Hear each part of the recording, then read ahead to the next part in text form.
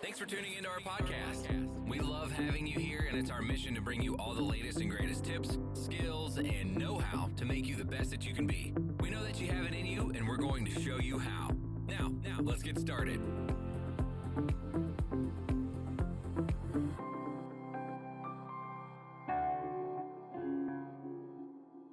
Thank you for tuning in today.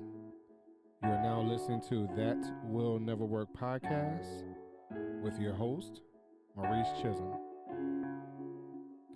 Thank you very much for tuning in today. We are on this journey of developing the better version of yourself as we are ending 2022.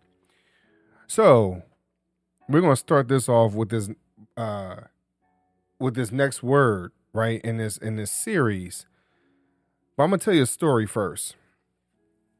So I was working at my job, and I used to sit in the very front row. I was in a customer service department, and every day I would sit in this chair. And granted, keep in mind that my hours were from 11:30 to 8. So by the time I would get there, it kind of felt like the middle of the day. Everyone else is already moving and grooving or whatever else. So, and I'm not necessarily ready per se. By the time I get there, about 10:30, 11 o'clock, I try to get there early so that way I have time to log in, so forth and so on. So what would happen is that, I get there, I'm not, like I said, I'm not fully awake. And then because my shift starts at 11:30, as soon as we log in, it felt like it was always like super, super busy. And then because lunchtime was from 12 to 2, shift wise, it would become very, very busy and very, very chaotic and hectic. So by the time 2:30, 3 o'clock will roll around, I'm kind of slouched in my chair. And so this happened more often than not, right?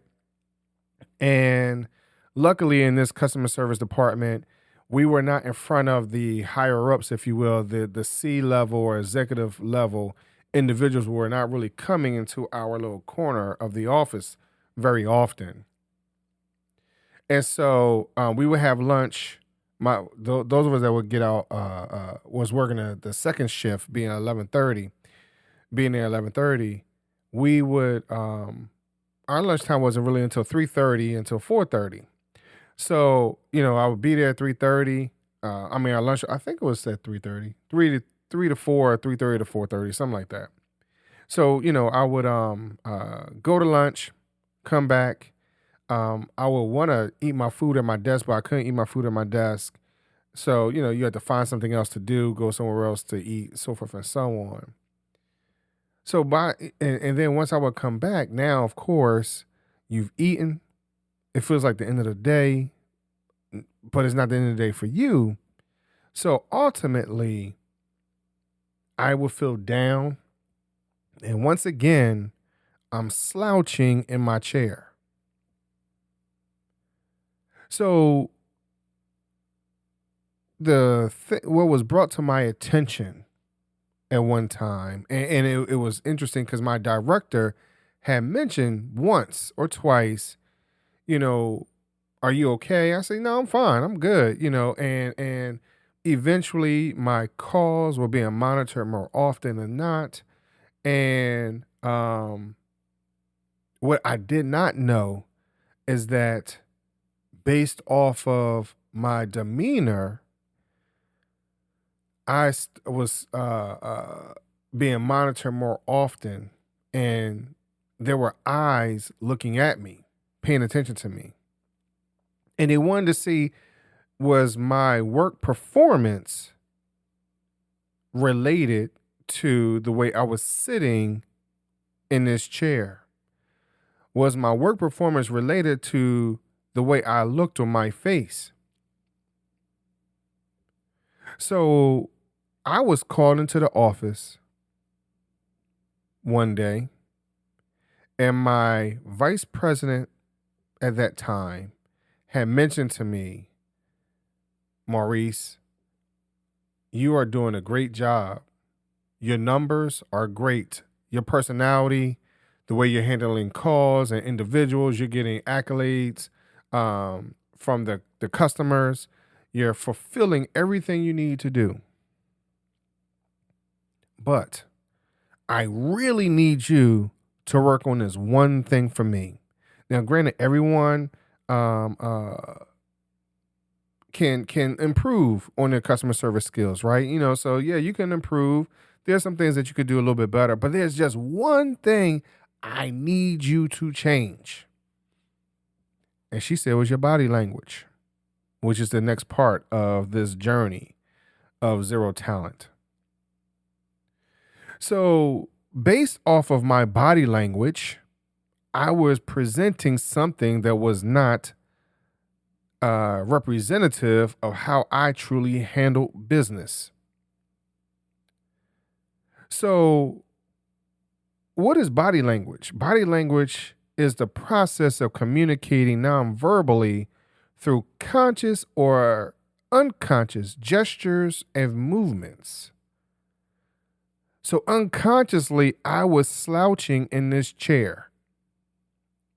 Now, long story short, though, for me, from what I can remember, I wasn't always comfortable in the chair, number one. Number two, because I was in the very front, I personally did not want everyone looking in my face. I didn't.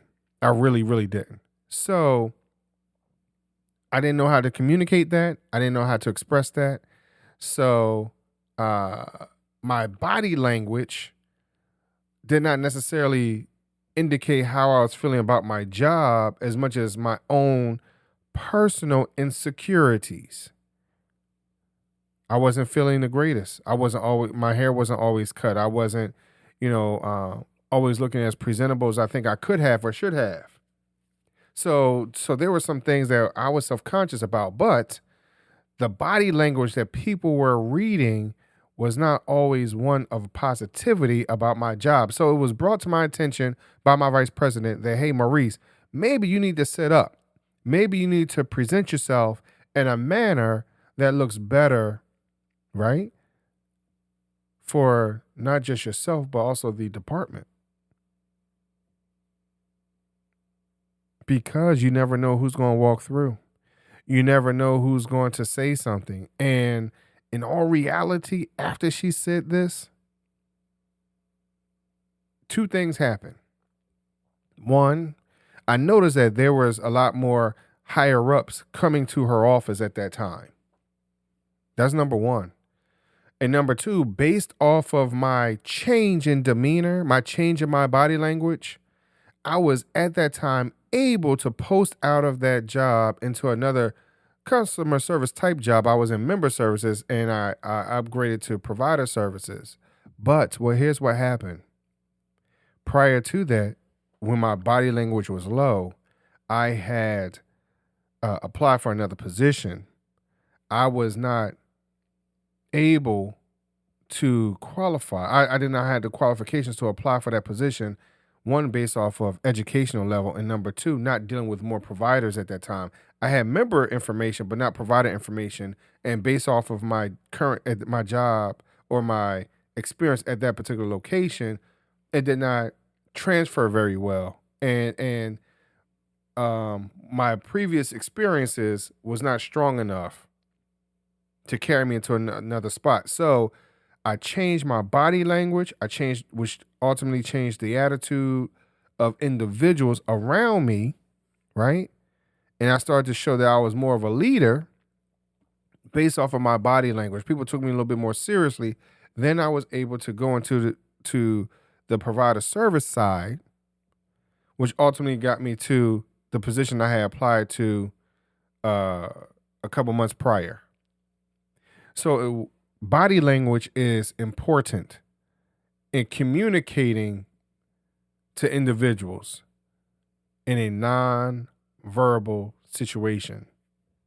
So are you attentive? Are you sitting up? Are you looking eye to eye? Are you speaking with confidence?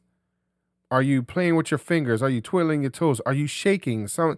Just some of these little things that people pay attention to in this almost non-verbal communication space all the time. Let's think about that for a second. People talk to you non-verbally all the time. And are you able to read it and pay attention to it? And what does it look like to others as you're trying to move forward in your career or your industry? Thank you very much for listening today.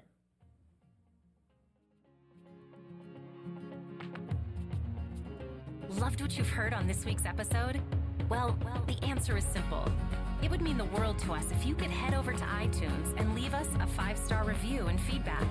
Spreading the word really is the best way to grow our podcast and achieve even greater things. Thank you.